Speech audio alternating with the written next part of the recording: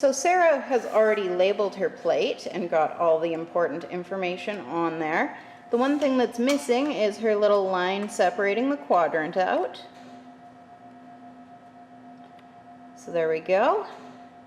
So that's going to be the area that gets filled in, all that area above that line. So now that everything is labeled, and of course Sarah already cleaned her bench space before getting started, now she's ready to get her space organized, make sure that the loop's nice and close, make sure that you've got a good working area with the Bunsen burner, and we can get that burner lit and good to go.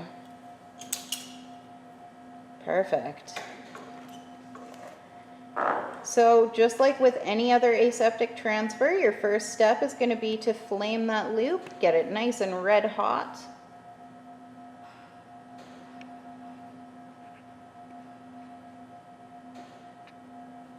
There we go. And then give that a moment to cool.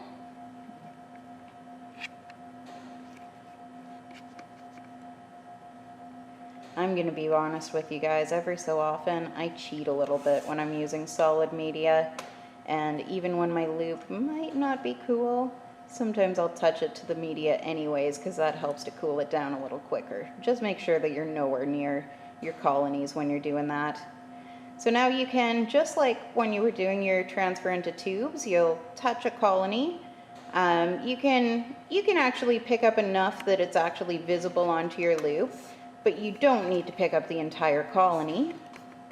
And then you can move over to your clean plate and fill in your zone that you've drawn out there. And Sarah's just going back and forth with her loop, filling in that area.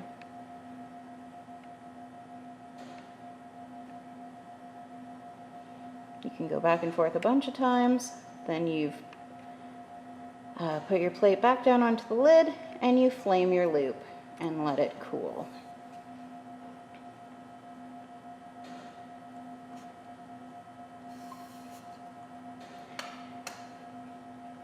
Now the loop is a little bit too thin for you to have been able to see this, but when Sarah was spreading with her loop, for that first quadrant, she was putting it so that the entire face of the loop was up against the agar surface. So you're trying to transfer as much bacteria as possible in that first step.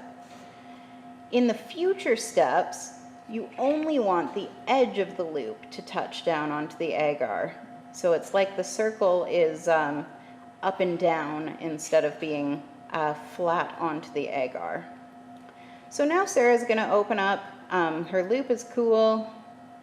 She's going to start in that first quadrant, drag it out, do 2 lines like that, and then continue in the blank space there.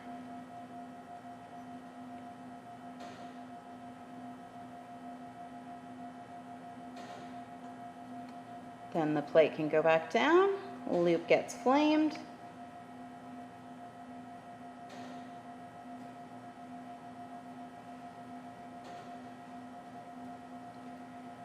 And the loop gets a chance to cool. And then we'll just have that last quadrant to go, and really we're doing it in thirds, not quadrants, but some people do it in quadrants, that's perfectly good too. 3 is usually enough for the type of bacteria that we're working with in this lab. So now that that loop's had a chance to cool, we can open up our plate again, draw through those initial lines, and continue to wipe it out onto the plate.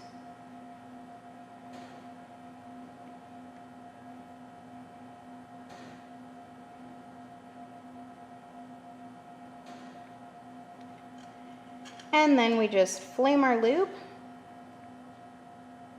and our streak plate is ready to be incubated. We'll walk you through getting your plates and tubes into the incubator in one of our upcoming videos. For now, you're good to turn off your burner and move on to whatever next step you might have.